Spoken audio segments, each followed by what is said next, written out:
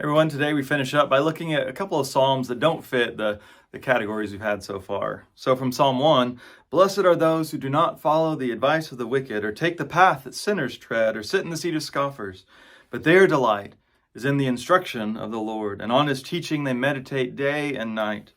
They are like trees planted by streams of water, which yield their fruit in its season, and their leaves do not wither. In all that they do, they prosper. For the Lord watches over the way of the righteous, but the way of the wicked will perish.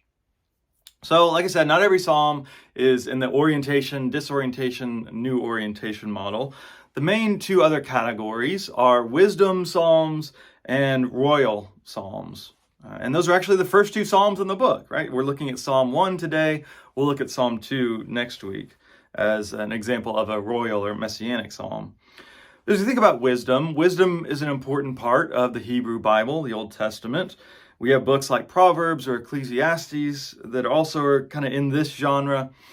And in wisdom literature, their knowledge, their encouragement is based more on observation than on revelation, right? They're not receiving the word of the Lord. They're looking at the creation that God has created and learning things from that and trying to pass it on.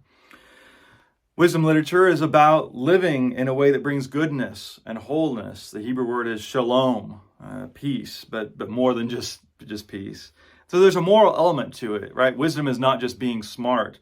And so the opposite of wisdom is being a fool, and that overlaps with being wicked.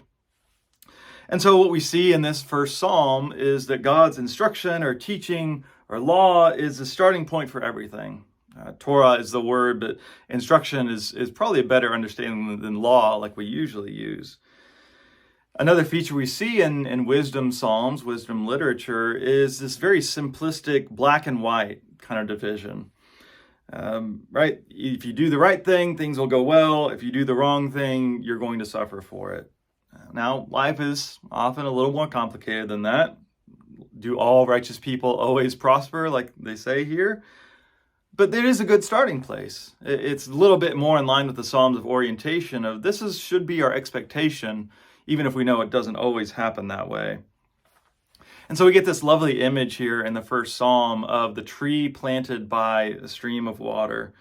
And so it brings us to this metaphor of fruitfulness, which is probably one of my favorite metaphors in Scripture, because it calls us to look at what your life is producing. Are you making wise choices that produce good for you, that produces good to bless the people around you? Are you living up to God's central core instruction of loving God and loving your neighbor?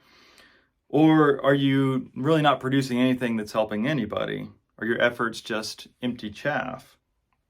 I think the editors of the Psalms put this here for a reason. This is the first Psalm to remind us of what this book can do for our lives. It sets the tone and calls us to a life of praise and honesty to God no matter what we endure.